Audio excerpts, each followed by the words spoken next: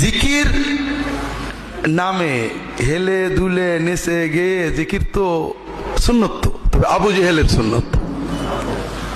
কারণ আল্লাহ কোরআনে বলেছেন, ওমা কানা সালাতুহুম ইনদাল বাইতি ইল্লা মুকাআন ওয়া তাসদিয়া। ওরা যখন বাইতুল্লাহ ইবাদত করত, তওয়াফ করত, সালাত করত, তালি তালি দিয়ে করত।